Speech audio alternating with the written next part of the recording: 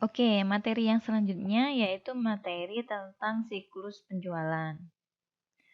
Sebelum kita masuk ke siklus penjualannya, kita bahas terlebih dahulu saluran-saluran penjualan yang biasanya ada dalam perusahaan gitu ya teman-teman. Setidaknya di sini ada 3 saluran penjualan yang harus teman-teman ketahui dan pahami. Nah, saluran penjualan yang pertama yaitu e-commerce. Nah, e-commerce itu merupakan kependekan dari electronic commerce, di mana di sini aktivitas penyebaran, penjualan, pembelian, dan pemasaran produk dilakukan dengan memanfaatkan jaringan telekomunikasi seperti internet, televisi, dan jaringan komputer lainnya. Gitu. Nah, pada saat pelanggan telah memasukkan pembelian di e-commerce ini, maka quotation akan terbentuk dengan sendirinya. Jadi kalau kalian bingung, kayak gimana sih e-commerce itu, jadi misalkan kalian, mau belanja baju gitu ya bagi yang cewek kayak misalkan di sini Wearing Kelambi. Nah di Wearing Kelambi itu kan ada websitenya tuh. Nah websitenya itu adalah contoh dari e-commerce-nya. Kalian kan di situ pilih barang sendiri, terus kemudian memasukkan ke dalam, keranjang pembelian begitu, terus kemudian kalian melakukan pembelian. Otomatis, di situ nanti pembelian kalian akan ter-record di sistemnya Wearing Kelambi kayak gitu. Kemudian saluran penjualan yang ketiga itu ada point of sale. Pos ini jangan dibayangkan kantor pos, bukan ya. Jadi pos ini adalah singkatan dari point of sale. Jadi point of sale ini adalah tempat di mana pelanggan dapat melakukan pembayaran untuk barang atau jasa termasuk pembayaran pajak penjualan. Jadi kalau kalian bingung membayangkan apa sih point of sale itu, mohon maaf. Jadi kalau kalian bingung apa sih point of sale itu misalkan kayak kalian itu ke Indomaret, kemudian kalian di ini layani kasir gitu ya. Kasir itu akan memproses transaksi pembelian kalian, kemudian kalian melihat di layar, kemudian kalian melakukan ini konfirmasi. Sehingga nanti akan tercipta sales order, kemudian nanti kasir akan mencetak struk penjualan setelah kalian membayar. Nah, itu contoh dari point of sale. Nah, selanjutnya itu saluran penjualan itu ada salesperson, ini bagian marketing kayak gitu ya. Nah, sebelum kita beranjak ke siklus penjualan, kalian terlebih dahulu saya berikan pemahaman terkait dengan sales quotation. Apa itu sales quotation? Yaitu formulir penawaran penjualan yang berfungsi untuk mencatat berbagai jenis barang yang ingin dan dapat dijual kepada pelanggan atau customer kayak gitu. Nah, di sini teman-teman, tujuan dari quotation, kita kembali, tujuan dari quotation itu adalah sebagai perjanjian kesepakatan harga antara penjual dan pembeli. Biasanya harga yang ditawarkan memiliki perbedaan dengan harga di pasaran.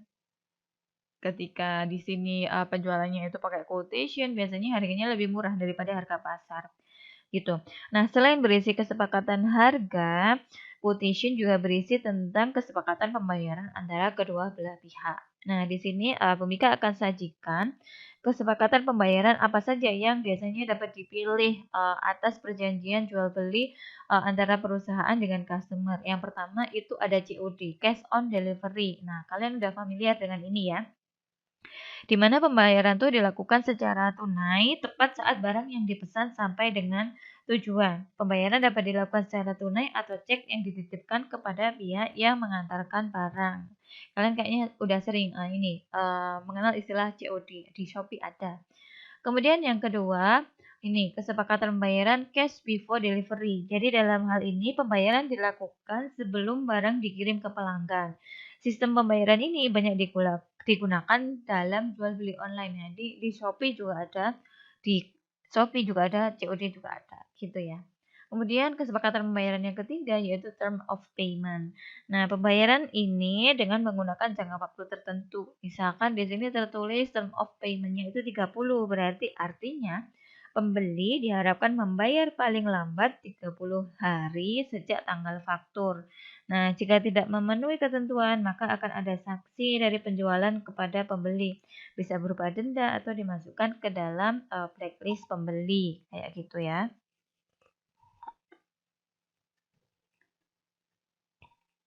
Kemudian kita lanjut ke ini. Alur pembuatan quotation pada aplikasi Odoo. Jadi ini sebenarnya agak mirip dengan siklus pembelian tadi.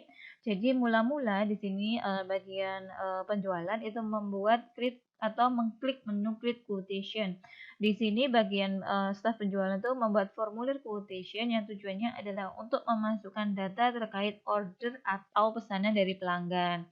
Data yang perlu dimasukkan ke dalam quotation adalah nama produk, harga produk, kelompok produk, catatan, dan lain sebagainya gitu. Nah, kemudian setelah quotation-nya itu jadi, di sini akan dikirimkan oleh staf bagian penjualan di email ke emailnya customer seperti itu. Nah, di sini customer melakukan preview, ada tombol customer preview.